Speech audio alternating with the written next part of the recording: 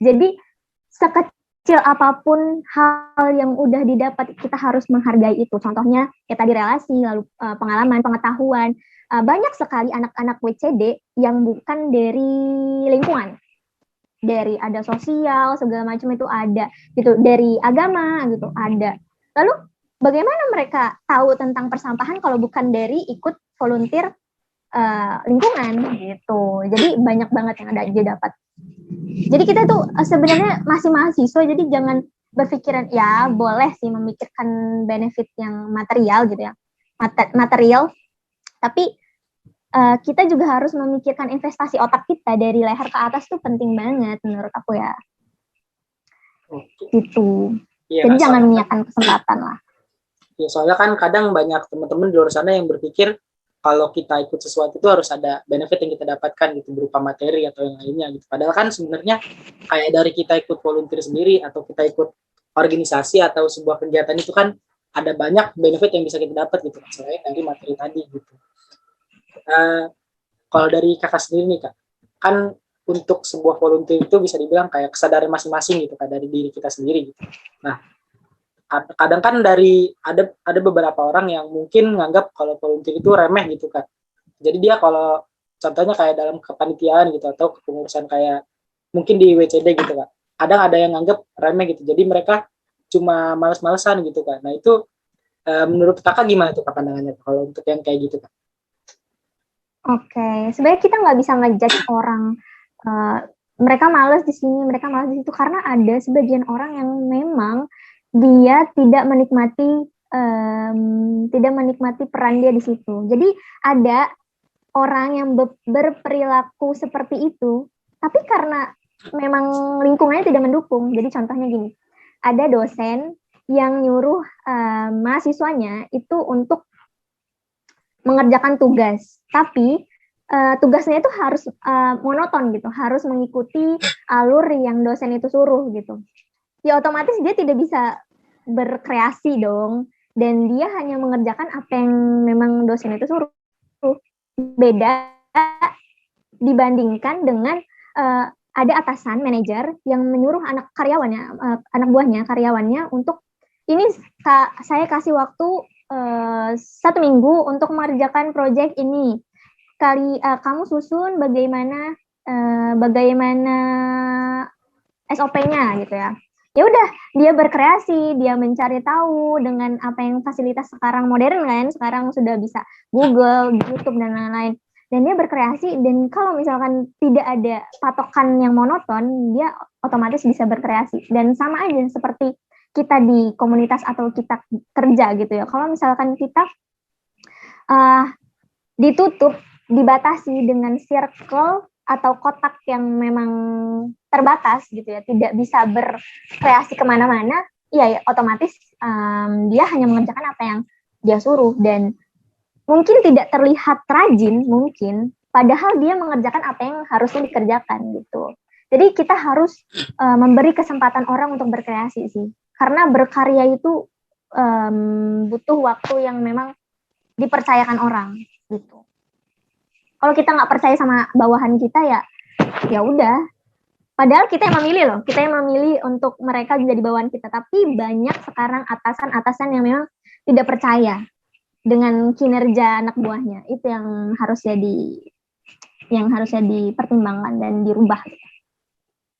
Oh iya, ngomongin tentang kayak perekrutan atau penerimaan gitu kan. Kan biasanya dalam perekrutan atau penerimaan itu ada beberapa syarat tuh kan.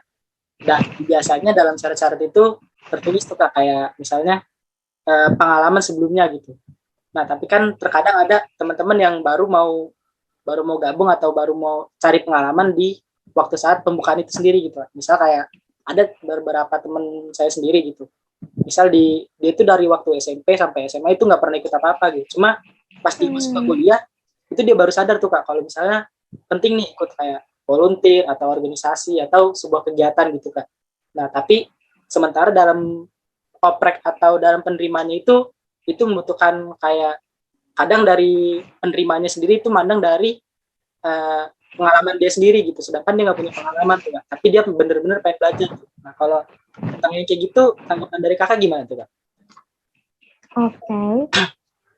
Ini kalau di komunitas, aku jarang sih menemukan yang seperti itu. Cuma ini sebenarnya banyak persyaratan di loker ya, lowongan kerja. Kita ambil contohnya aja lowongan kerja gitu. Karena di komunitas aku belum sejauh ini belum menemukan syarat-syarat yang ada pengalaman gitu. Mungkin CV ada, tapi kalau secara tertulis pengalaman organisasi gitu mungkin bisa dimasukin ke CV kali ya gitu. Nah, kalau untuk di pengalaman kerja itu menurut aku memang penting ya pengalaman kerja karena kita berbicara di kerjaan gitu. Karena kerja kan sudah tidak main-main lagi. Kita tempatnya salah itu sebenarnya di kampus, di sekolah gitu. Kalau di kerjaan memang kita harus serius. Kalau untuk pengalaman organisasi tergantung di komunitasnya sih menurut aku. Jadi ada komunitas yang memang dia sudah besar. Dia sudah besar dan dia membutuhkan orang-orang yang mendukung nih project dia gitu. Nah, itu wajar kalau mereka membutuhkan orang-orang yang sudah berpengalaman. Tapi misalkan ada komunitas yang memang besar tapi memaklumi akan adanya pengalaman, yang penting orangnya tekun, rajin gitu ya. Nah, itu sebenarnya tinggal si pendaftarnya aja nih memilih dan memilah. Kalau misalkan ada persyaratan seperti itu dan orang itu tidak memiliki pengalaman, itu bisa saja dia harus mengambil pengalaman yang lain dulu gitu, yang memang komunitasnya yang tidak membutuhkan pengalaman gitu dan hanya membutuhkan ketekunan saja gitu, keseriusan dan keloyalan gitu. Tapi kalau udah ada tertulis seperti itu, ya kita gimana kan, kita sebagai pendaftar kita nggak bisa menyalahi aturan ya. Sebenarnya kan kita memang butuh gitu, tapi mereka tidak mau menerima kita padahal kita belum tahu kan kemampuan kita seperti apa dan sebagus apa gitu, tapi mereka sudah mematahi semangat kita dengan cara persyaratan seperti itu. Ya udah, tugas kita ya memberikan yang terbaik. Kalau misalkan ada persyaratan kayak gitu ya kita cari dulu pengalamannya gitu. Oke, Kak. Nah, itu kan mungkin ada beberapa orang-orang yang sadar gitu, Kak, tentang pentingnya sebuah pengalaman, gitu, pengalaman dalam bentuk apapun gitu. Mungkin tapi ada juga teman-teman yang masih belum sadar gitu, Kak, kalau misalnya pengalaman itu penting gitu. Jadi nggak sekedar kita cuma belajar tentang cuma kuliah doang gitu, Kak. Nah, kalau dari Kakak sendiri, menurut Kakak seberapa penting sih, Kak, kayak volunteer atau kepanitiaan atau mungkin pengalaman dalam organisasi atau komunitas yang lainnya gitu, Kak? Nah, oke. Pertanyaan menarik. Jadi, kita di kampus sebagai mahasiswa itu tanggung jawab kita sebagai mahasiswa adalah belajar akademik. Of course, itu tentu saja kan. Kita harus belajar dan akademik gitu ya. Tapi kalian kalau bersaing di dunia kerjaan dengan mengandalkan akademik dan tidak ada pengalaman sama sekali kepanitiaan atau kepengurusan, itu sayang sekali. Dan mungkin penerima kantor penerima tenaga kerja itu mungkin mempertimbangkan itu gitu. Apalagi saingan kalian bisa ahli di bidang akademik dan non akademik. Nah, jadi kalau misalkan kalian aktif di non akademik tapi di akademik tidak aktif atau tidak nggak bagus lah ya, istilahnya kurang bagus gitu di akademik, itu kalian bakal kalah gitu. Tapi kalau kalian bisa bagus di dua-duanya, di akademik dan non akademik, itu poin plus banget dan itu bakal dicari banget sama penerima kerja gitu.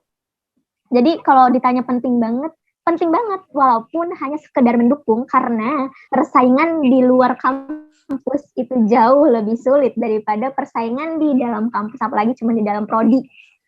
Oh, itu banget sih. Karena kita harus mempertimbangkan persaingan juga kan, dan kita harus mempersiapkan persaingan itu. Gimana kita bisa unggul di antara yang lain? Ya itu, kita harus punya pendukung dong, kayak CV. Bagus-bagusin diri kita lah istilahnya. Kita input semua pengalaman kita ya itu agar kita unggul saat kita bersaing nanti gitu. Jadi tentu aja penting banget pengalaman seperti itu. Tapi akademik jangan ditinggalin karena itu main poinnya, itu poin utamanya gitu. Nah, kadang masalahnya itu tuh Kak, banyak teman-teman yang karena mungkin dia keasikan di organisasi atau kepanitiaan atau komunitas, tapi dia kadang mengesampingkan dari akademiknya gitu Kak. Kadang banyak teman-teman yang anggap, bukan anggap sih Kak, mungkin dia ngerasa dia kurang ngerti dari materi-materi yang ada di kampusnya atau di kuliahnya, jadi dia kadang mengesampingkan gitu Kak, lebih memilih organisasinya atau kegiatannya di luar gitu Kak. Nah, kalau menurut Kakak gimana tuh Kak kalau yang kayak gitu Kak? Kan tadi Kakak bilang untuk uh, akademik itu sangat penting gitu kan. Tapi kita juga penting untuk berorganisasi gitu. Oke. Jadi ada yang bilang kenapa sih murid atau mahasiswa harus menguasai semua materi padahal dosen saja hanya menguasai satu materi. Itu relate banget dan itu aku setuju banget karena mahasiswa itu nggak harus ahli di semua materi dan semua bidang, semua matkul itu enggak. Kita ada kalanya kita nggak apa-apa gitu, kita pas dan kita cukup mendapatkan nilai atau mendapatkan keahlian di bidang tertentu. Tapi di bidang akademik, di bidang matkul yang lain, kita harus adalah satu pegangan penting yang memang kita sukai dan kita ahli di situ gitu. Dan kamu tahu nggak, kalau skripsi itu hanya melibatkan satu matkul. Dan itu kita harus skripsi itu of course kita harus ahli expert di situ ya, dan kita harus expert di mata kuliah itu. Kalau misalkan skripsi kita lagi nyusun skripsi dan kita masih memperdulikan mata kuliah yang lain, mungkin akan lebih sulit ya. Tapi kalau misalkan kita fokus pada satu mata kuliah dan kita fokus pada skripsi itu, kita akan diperkerjakan di bidang skripsi yang kita ambil. Karena memang dosen pun ada yang megang keahlian ini, keahlian itu, keahlian ini. Jadi itu menunjukkan bahwa dosen juga nggak menguasai semua materi, nggak expert di semua materi dong, gitu. Jadi kita nggak apa-apa cukup satu di lain materi, tapi kita punya nih satu pegangan penting, pegangan kuat yang memang kita menguasai di situ, gitu. Nggak apa-apa, nggak semuanya nggak ahli juga, cuman ada satu. Berarti kita harus tetap peduli gitu ya Kak sama untuk akademik kita. Sebenarnya kita harus ada satu bidang yang benar-benar kita kuasai gitu Kak di matkul kita atau di program studi kita gitu ya Kak. Oh ya Kak. Iya kalau ngomongin tentang WCD kan ini dari untuk khususnya yang Kak Fitri sekarang itu ada di WCD Lampung tuh Kak. Nah kalau dari menurut pandangan Kakak nih Kak, untuk kondisi lingkungan yang ada di Lampung itu sekarang gimana sih Kak? Oke, kondisi tadi agak putus-putus aku mention ya. Kondisi lingkungan di Lampung. Iya. Yeah. Oke, kondisi lingkungan di Lampung, kita bicara lebih luasnya Indonesia ya. Jadi di Indonesia ini kan sampahnya itu, tempat pembuangan akhirnya itu memang open dumping ya. Jadi sanitary landfill ya masih jarang sih, tapi ada. Cuman yang kebanyakan open dumping. Nah, TPA di Bandar Lampung masih open dumping dan itu hampir membludak gitu ya, hampir tidak terkontrol lagi. Nah, kita bagaimana caranya untuk mengatasi itu? Masih pertanyaan besar juga gitu ya. Bagaimana kita mengatasi itu? Sedangkan Kementerian Lingkungan Hidup dan Kehutanan punya goals atau 30% itu pengurangan sampah, 70% itu ya penanganan. Sedangkan penanganan yang di TPA aja itu sudah membludak dan dengan open dumping, bagaimana coba? Itu sebuah pertanyaan besar, bagaimana kita bisa mensukseskan dan bisa membantu KLHK gitu ya. Itu sih mirisnya, dan kesadaran di orang Lampung juga masih perlu banyak diedukasi gitu, terutama masyarakat yang belum tersentuh akan adanya kepedulian pemerintah gitu. Karena kan memang setiap desa pasti ada dong perangkat desanya. Dan kalau misalkan kamu udah KKN belum, Son? Belum Kak, kemungkinan di semester depan. Nah nanti kalau KKN tuh pasti merasakan gitu bagaimana sih lingkungan di desa, kan kita KKN di desa ya,